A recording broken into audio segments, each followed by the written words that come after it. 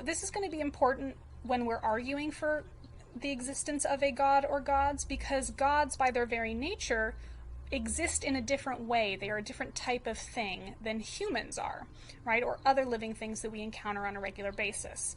And so in this sense, we're going to introduce the terms necessary and contingent existence. So starting off with a contingent being, that is beings like us, right? We are beings that exist, but it is possible for us not to have existed, right? Our existence is contingent upon some other set of circumstances, right? So, for example, if your parents had not met when they did, I know we don't like to think about this, but if they had not procreated at the time that they did, you would not have been born, right? So you didn't have to exist.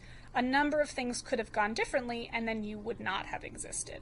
And that's the same for pretty much everything in the physical world, right? I'm looking at my cat right now. She is a contingent being, right? She could easily have not existed, right? As well as the chair that she's sleeping on, right? Certain things could have happened that would have reasonably amounted to their lack of existence. And so in terms of logic, what that means is that if we were to say that you don't exist, we are not creating any sort of contradiction, right? Or that you could have not existed. We're not creating any sort of contradiction, right? So we all exist contingently. It is possible for us to have not existed. So all physical things are contingent, and this is going to be different from what we are going to ascribe to divine beings as necessary existence, right? So God or gods are meant to exist necessarily in the sense that they not only should have always existed, but it would have been impossible for them not to have existed, right? And so this is the idea that if God exists, God must exist. And so when we deny the existence of God, we are potentially creating a contradiction, right? So if God is a necessary being, if you were, say, an atheist and you said God didn't exist, you would be contradicting yourself, because the meaning of God includes the necessity of its existence. So you're basically saying a being that exists necessarily doesn't exist, which is a contradiction. All right, so this leads us into Ninian Smart's paper about the various dimensions of religion, and I'm not going to spend too much time going through each of the dimensions, but I do want to highlight what he's doing in this paper and how we should use these dimensions, right, in our work. So first things first, Ninian Smart was a Scottish writer and professor, and he was the founder of secular religious studies. So secular meaning non-religious.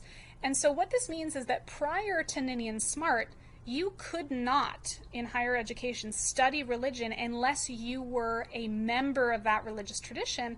And most commonly, you were going to devote your life to that religion, right? That you were going to be entering the ministry or whatever that religion's version of the ministry is.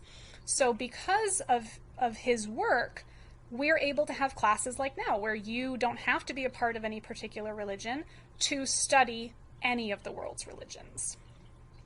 And so he established the first Department of Religious Studies in the UK. All right, so his main point in this paper has to do with the issues that came from defining religions earlier. And so you're going to see this in some of the media, specifically about the Tylorian and Durkheimian, those are just long words for the names, right? Tyler and Durkheim, who had the most prominent definitions of religion before, right? And these respectively were, in order to count as a religion, you have to have some belief in the divine, right, a higher supernatural entity, or in order to count as a religion, you had to believe in the sacred. But as you're going to learn, both of those definitions are problematic, either because they're too broad, as in the case with the sacred, right? Because then if being a religion just counts something as sacred, well, sports would be a religion, right? Because there are lots of things that are considered sacred in sports.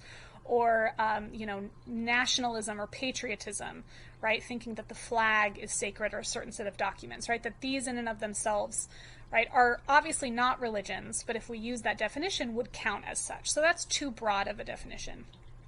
On the other hand, right, saying that to be a religion requires one to believe in a supernatural entity is too narrow in the sense that it disqualifies really non-Western religious traditions, right? So primarily, again, we're thinking here of Taoism and Buddhism, especially in its earlier forms where it was atheistic or non-theistic, right? Not positing the existence of supernatural entities. So this is too narrow in that these very obviously should count as religions, but wouldn't under this definition. And so Ninian Smart is trying to deal with this problem, right? Since we don't have a good working definition of religion at this time, right, we want to figure out another way of characterizing religions so that we can study them. And you might think, why is this important? Why do we need to have a definition of religion?